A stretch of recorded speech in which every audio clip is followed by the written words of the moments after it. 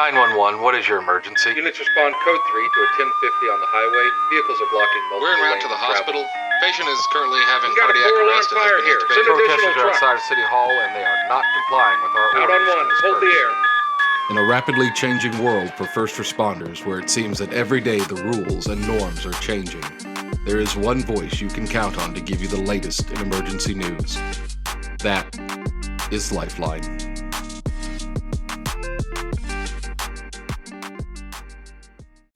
Hello and welcome back to another episode of Lifeline 911 with your host, Erica.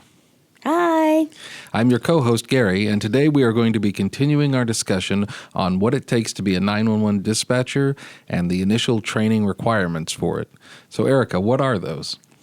So, basically, if you're going to be a 911 operator in a major city like Austin, you would typically about 4 months, 3 to 4 months for a dispatcher, and probably a little longer than that for dispatch. So I think 4 to 5 weeks classroom, and then about 4 to 6 weeks of OJT. And then for dispatchers, it would be about the same for class. And then, 10 to 12 weeks for dispatcher. So, and that's what I know about us. Mm-hmm. And then you have other agencies that are, some of them are smaller, and they have all of the disciplines. So by that I mean 911, they take the call, they dispatch the call, then they fire and rescue. They take that call, dispatch that call, and then they have EMS, and that's Pro QA. There's a whole other discipline to learn there. So I've heard tell that some of them, depending on their size and where they are in the country, you can train for a year. Yeah, I mean, it's not a kind of a 1 week training and then you're cut loose. Like, there's a lot that goes into that. And that's not even counting the hiring process.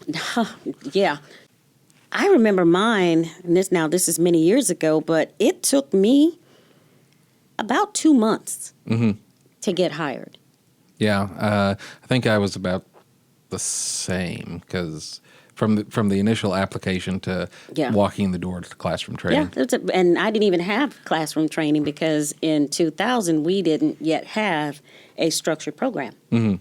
I walked in, I got my headset, and I was walked over to a station and introduced to my training operator person, and that's what it was. It was, I think, about 2 or 3 weeks per shift is what it ended up being. Yeah. But of course, that's been so long ago, I can't remember like the hours. Yeah. And so like the shifts were like the day shift, which would be like 6 a.m. to like 2 p.m. Yes. And then like you have like an evening shift, which 2 to 10. Yeah, and then your overnight shift, of course. 10p to 6a. Yeah. Which is where the magic happened a lot of times. A lot of times. Yeah, I mean, like, it's funny because, like, I remember as a dispatcher on night shift, like, I could come in, like, you know, it's like 9:45, get my cup of coffee. Everybody's like, yeah, it's been a really, you know, chill, relaxed day. Yeah. Then I put my headset on, I sit down, I was like, 1 running, shots fired. And I tell people all the time, especially when they're training, that you come in at a sprint. Yeah. On night shift. Yeah. You just walk through the door and you are going. Yeah. And it's all hands on deck, full tilt during that whole period of the shift. And sometimes you have those nights where you literally could play solitaire with yourself and go just a little bit crazy. Yeah. Like for me, like the 4 a.m. to 5 a.m. hour was always the toughest.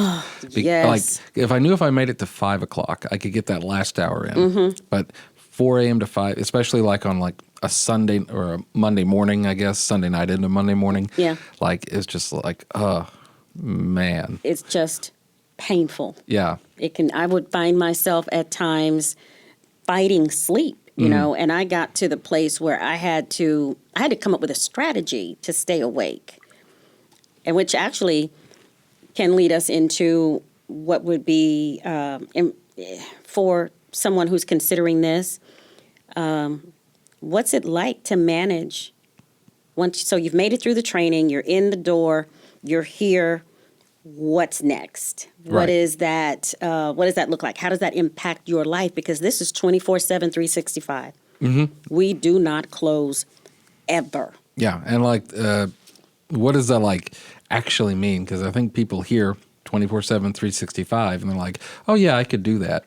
Yeah. But when it actually, when the rubber meets the road on that question, They are shocked, amazed, and surprised. And you're right. They don't have any idea. They don't know that we actually mean that. When we say nights, weekends, holidays, mandatory. mandatory, we mean it.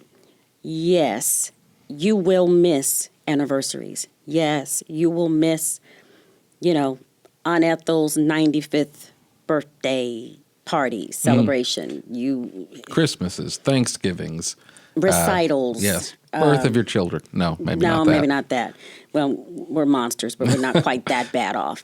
But those elective things, you will miss those. Yeah, and like you'll never know what it's like to like.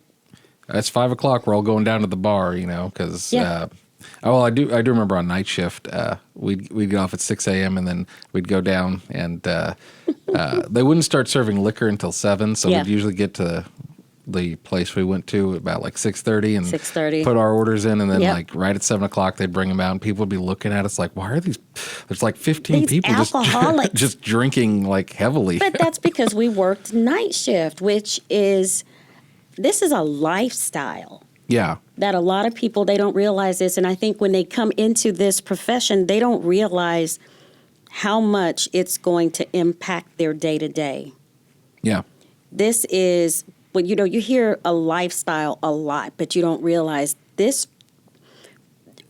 It's a first responder lifestyle even before we actually had the title of first responder. yeah, absolutely. I know for me, I got to the place where I'm like, there's a whole other language. Yeah, yeah. There's a whole other mentality. There's a whole other calendar and time because, like, Yes. one of the things, like, for new people, they're like, I signed up for some overtime from 2 a.m. to 6 a.m., and I thought it was on Thursday, but it's actually on Wednesday. yes, So, yes. it's like you're going to have to rearrange your understanding here. Yes, and a lot of people don't do military time. No. And we do We do. military time. And you're right, we have some people who are beloved colleagues that we still have to more or less draw a map to help them with the military time and when to come to work. I had to learn military time. I didn't know that. I had to get accustomed to sleeping during the day. Yeah, yeah. To thinking about a day as not sunrise to sunset, but it's to whenever you get up to whenever you go to sleep, and Yeah. it's a whole different mentality. Like it takes a long time, especially if you're on night shift. Like I'm a night owl, but even still staying up all night, it's rough on the body. It is. And it is a completely different thing. So for a lot of people, like when I was on night shift, I had an evening. When I got off of work at 6 o'clock in the morning, I had an evening. I did not go home and go straight to bed. I stayed up until often 10, 11, and sometimes even 12 o'clock. But I also, when I went to bed, my curtains were thick. Yep. They were the blackout curtains. I had Arctic air. I had wind tunnel fans. Yeah. I had all the things that you have. Bundle up, cocoon up. Yes, absolute cocoon. And the dogs were underneath the cover with me. They were on my schedule. And my alarms would go off at 8 p.m., giving myself about 2 hours before I had to go to work, which if you flip that schedule around to a day walker, Yeah. the day walkers, that's what they do. Yeah, and like you really shouldn't go to bed as soon as you get home because you always have that kind of Russian roulette of being mandatory and having to stay over. Yes. And if you've accustomed yourself to going to sleep at 7 a.m. when you get off at 6 and you've got to work until 2 p.m., you are going to have a rough day. Yes, because you've been awake, which I was never. I tried it, and it just did not work for me. getting off at 6 a.m., trying to be into bed by 7:30, 8 o'clock at the latest, trying to sleep, which was hard for me to do. But the time or two that I took a sleep aid, thinking that it's going to help me sleep all the way through, Nope. I wake up at 3 o'clock in the afternoon, Really groggy. really, really groggy, and I can't go back to sleep because somehow, some way, the sunlight creeped in and I saw it, and that was the end of that. And now I'm awake, 5, 6 hours or more before I actually have to be on shift, and now I'm exhausted. And I'm expected to be awake and alert. And that's another thing that you have to get accustomed to, at least I did, the importance, responsibility, or even the ethical behavior of being on your game Yeah. when you come in here. Yeah, I mean, because going back to like waking up early, that'd be like somebody who worked a 9 to 5 job. If they get up at 8 a.m., they actually wake up at 1 a.m. or 2 a.m. And then if you're not fully cognizant of what you're doing, you're not awake and alert. You can kill or help somebody get killed, which is not what we're looking for. That is absolutely not it. So, and I remember over the course of years having different trainees, and I remember specifically telling one, he was an outdoorsman type person. Okay. He loved to go hiking and biking and do all these things. And we're on night shift. And I'm watching him one day, and he is struggling to stay awake. And I'm like, dude, you didn't get any sleep? What happened? Well, I went biking, and then I went to the gym, and just all these activities. And I'm looking at him going, okay. Before work, he did this. This is all before work. Okay, well. And so now, midnight, 1 a.m., I'm watching him bobbing and weaving, and I'm not talking about the good way. We're not talking about boxing here. He is struggling. No Rocky Balboa? Yeah, not that. Okay. He was on the other end of the spectrum. He's like his chin is hitting his chest kind of situation, and I'm trying to understand. And when he says all of this to me, I say, I'll call him Bob. I say, Bob, I can't tell you what to do, but I would strongly encourage you to rethink the way you're spending your time when you leave here. You are in training, which means your pathways aren't set yet. None of this is automatic for you. There is no automatic reflex. You have to think about every move that you make. Absolutely, yeah. Which I still do, kind of. But I've been doing it a long time. So it doesn't take as much mental energy from me. But for you, you need to rethink your priorities. And he was like, no, I got it. Needless to say. I don't remember Bob working here. No. Bob don't work here. It's kind of like driving. Like when you first start driving, you're hyper focused on everything, and then it takes mental energy to drive. And then after you've been doing it a while, you should still hopefully be focused on what's going on. But it's all muscle memory. So okay, it feels like it's been long enough. I need to check my mirror, or I need to look down at my gauges. Yeah. Same with dispatching and call taking. You've got to really feel comfortable with doing it, and it takes a lot longer to feel comfortable with dispatching. It really takes a year and a half to 2 years before you're like, okay, I can actually relax a little bit. I heard that a lot from once I was released from training.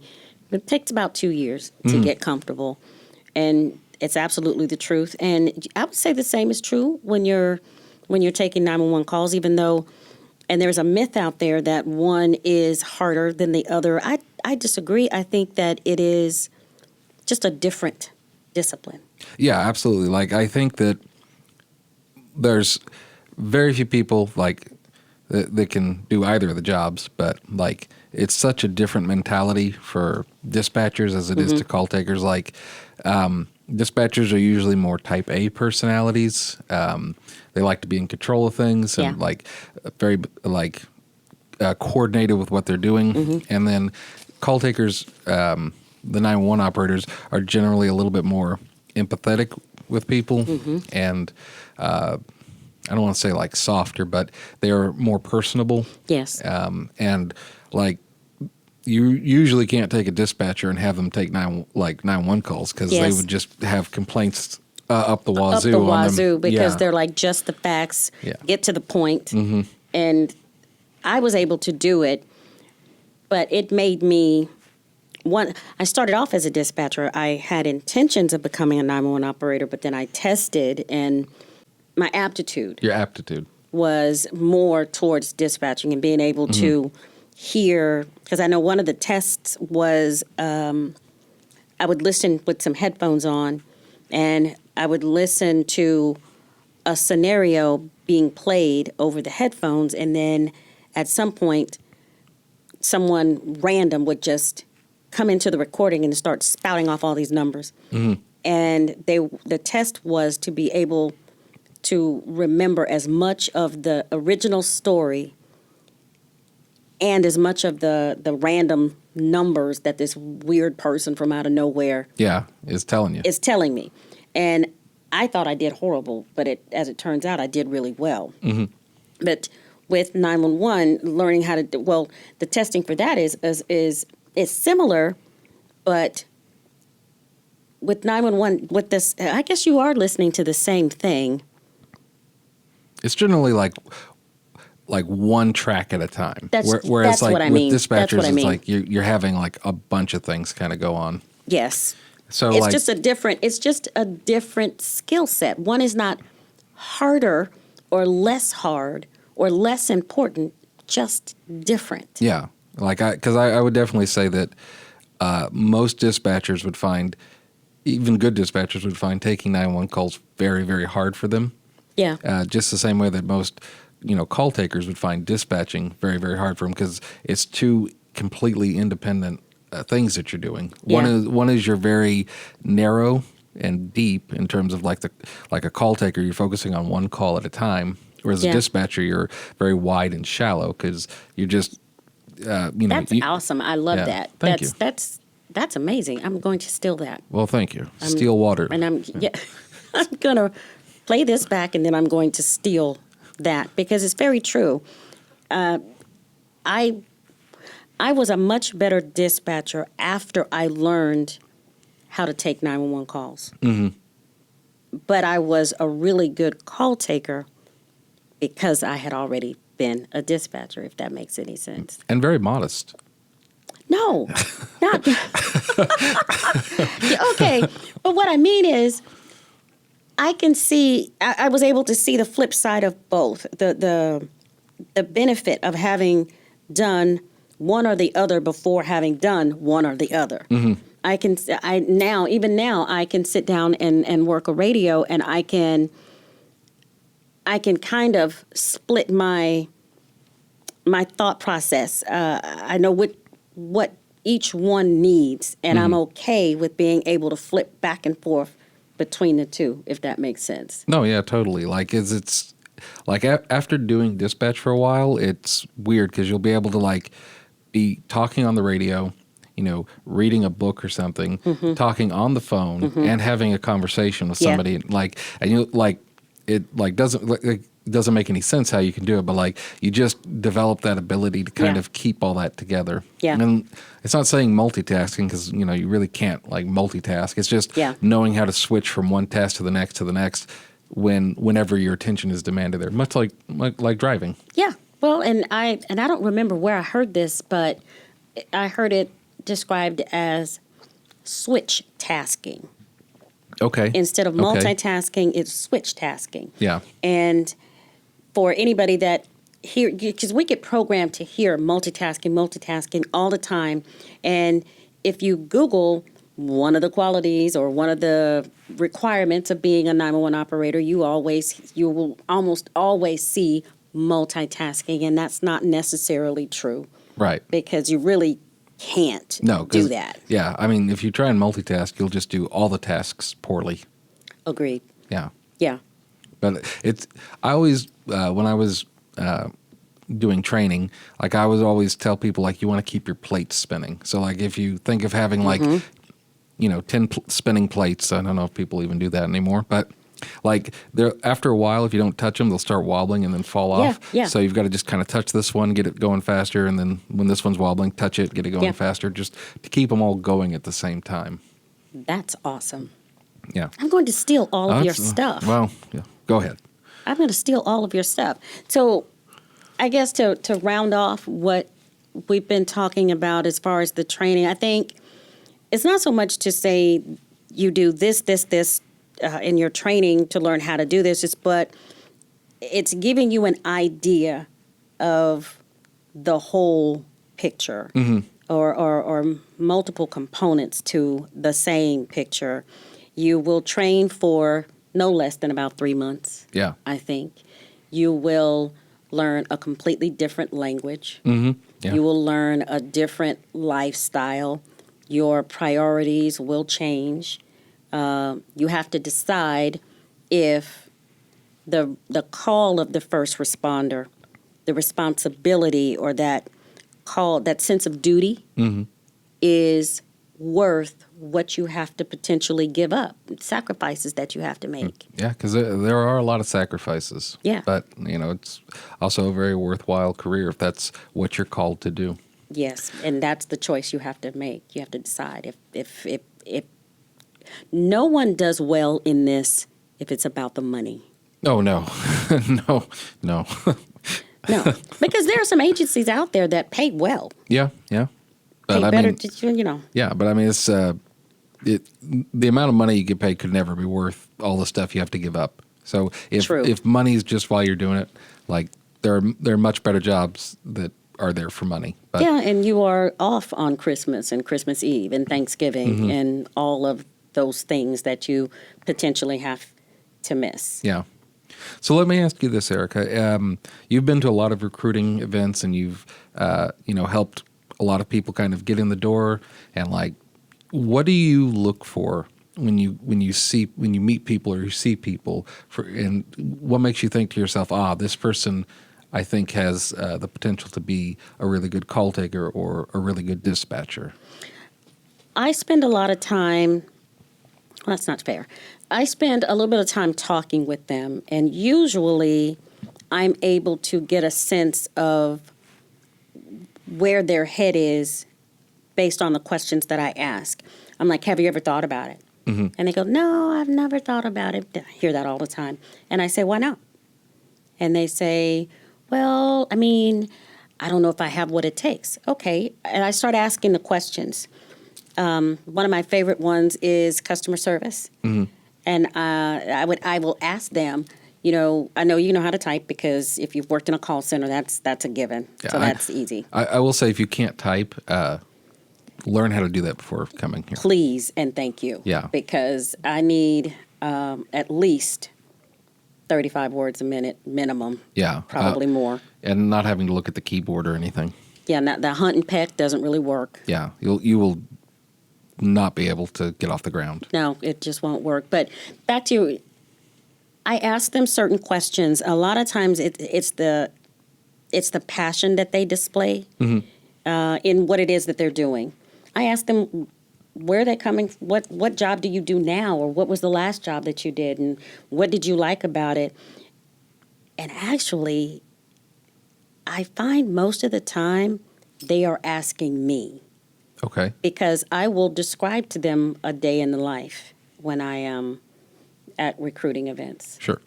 I break down for them what I get to do every day. And I see the fire a lot of times. A lot of people don't realize they want this until they hear someone else describe what a day in the life is. And then they go, really? And then I say, can you type? Yes. Good. How fast? They tell me, okay, I can work with that. You clearly speak English. I can work with that. And before it's over with, I'm just like, I just need you to apply. I just need you to try, because we're going to give you everything you need. And it'll either work out or it won't, but we won't know that until you try. Okay. Yeah. No, I think those are all, great points to kind of look for. Are there any like red flags? Like, so if someone's out there listening to this and they're like wondering, would this be a job for me? What are some of the things that you would be concerned about for a new person kind of coming in? Like, is there like an age that they might not be able to do it, or is there like a life, like if you need to be work overnight or if you need to work during the day? I am absolutely. So one, you minimum age is 18 because we need you to be of some legal age to do something. Sure. Yeah, and let's be real, it's law enforcement. So yeah, we're gonna check your background, all of it. Yep. Stay away so- from that Haitian oregano. I mean, yeah, I hate that because sometimes I'll encounter someone who is so excited about the idea, and I try to get around to that question: do you have anything in your background that might be a problem? And they go, well, I did this or I did that. Felonies are a deal breaker. Yeah. Yeah. It's For life. For life. There are some misdemeanors, depends on what they are, how long it's been. That can be a problem. But if a background isn't the issue at all, then I ask them the candid questions. What kind of support system do you have at home? Is it just you and your husband? How old are your children? Because you need to know that when you say to me, I don't have child care, I'm going to say, okay, what time you coming? But I don't have child care. Okay, today that might be all right. Tomorrow that might be all right, but that can't be okay forever because this is a service industry. And people depend on us. So it's important that people know you have to be here. Yeah. Yeah. Like you have to really clear your life for it. Yeah.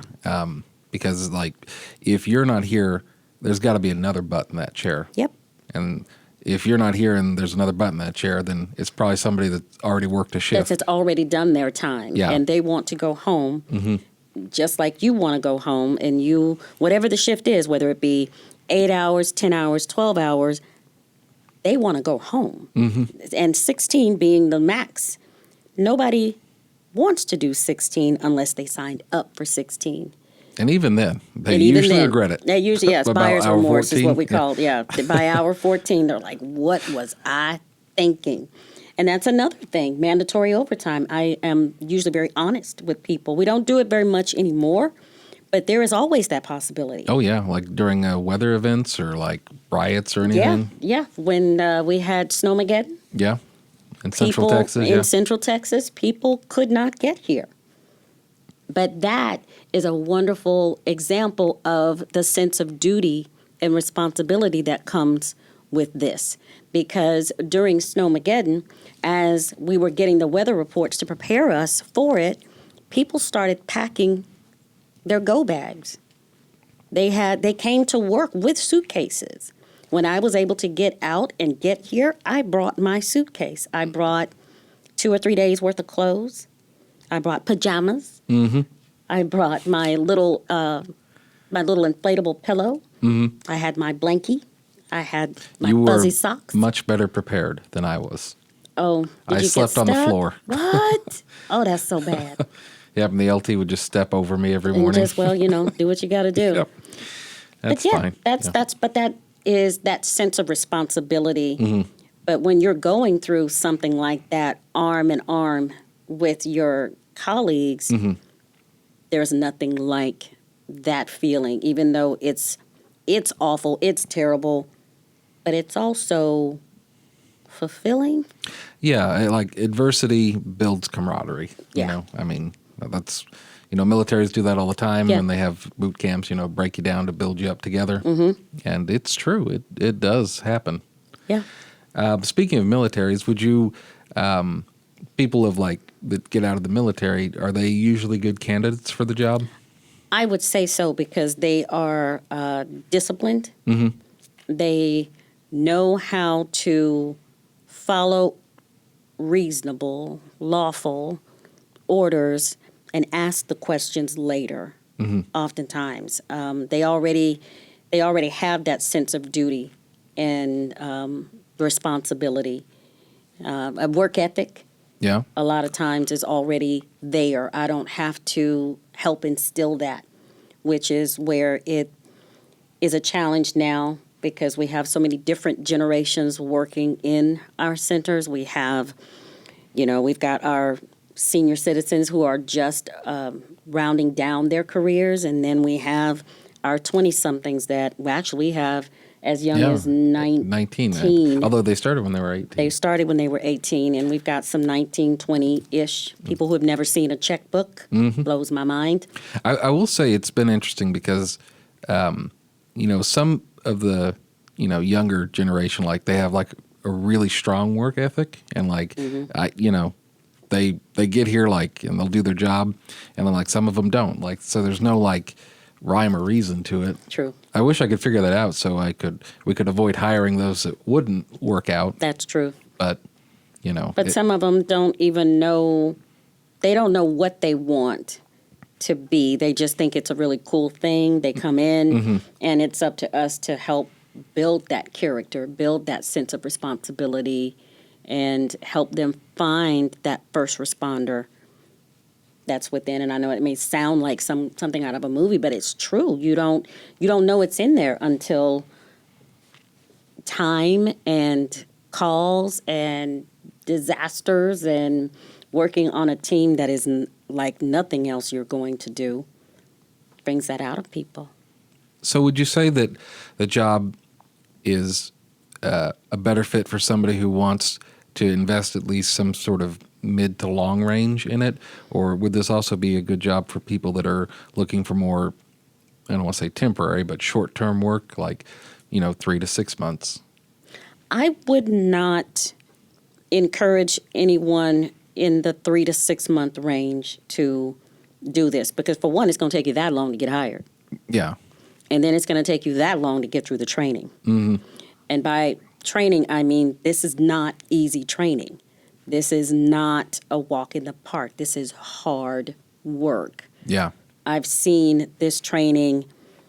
I've seen people who have been in combat say they would much rather go back to that than learn how to be a 911 operator or dispatcher. We've had people that were once ER nurses come into this environment and say, no, I'm going to go back to the hospital.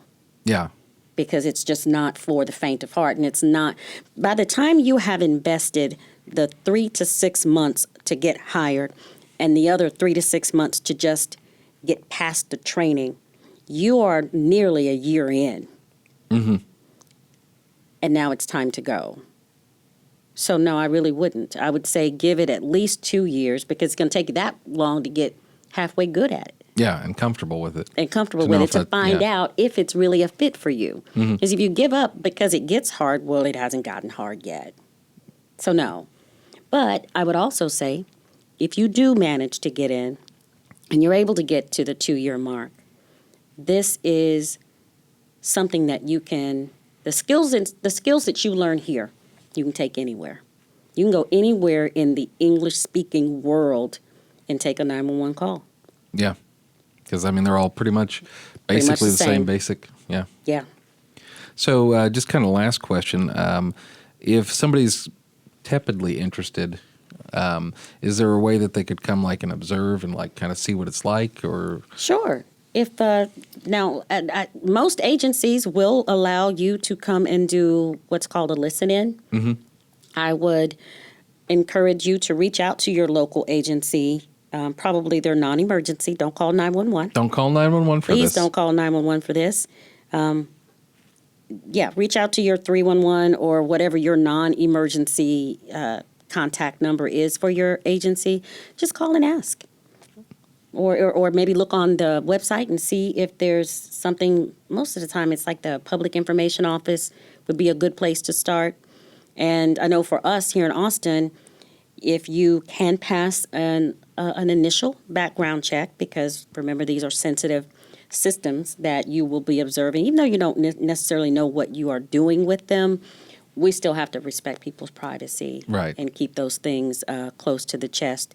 But yeah, you can come in and give a listen and absorb the atmosphere. But I warn you, most of the time the bug bites you.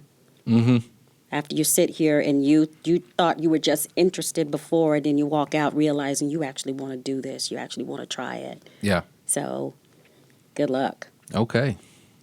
All right. Well, we've been talking with Erica and Gary and me and myself. Yes. About how what we kind of look for what it takes to be a 911 dispatcher or call taker. Yeah. Any final thoughts? I would just say this is not the exhaustive list. This, there are things on here that anyone can. Let me back up. Anyone should try it if they're interested in it. And the things that we've talked about are not set in stone. We have people that come through that don't have any of a lot of the characteristics that I've described, and they are some of the rock stars. Yeah. So I say if you're interested, try. Mm-hmm. And let fate tell you if it was a good match or not. But you won't know that until you try. Okay. Well, thank you all so much for listening, and we hope that you'll tune in next week. Again, if you have any questions for us, please reach out to us on our Facebook group at Lifeline 911. Thank you so much, and have a good one. Bye-bye. Thank you for listening to our podcast of Lifeline 911. You can find us on Facebook at Lifeline 911 Podcast. We're also available on Apple, Spotify, Stitcher, YouTube, and everywhere podcasts are hosted. If you have a question, please feel free to send us an email. This has been a production of Lifeline 911 Podcast, copyright 2023.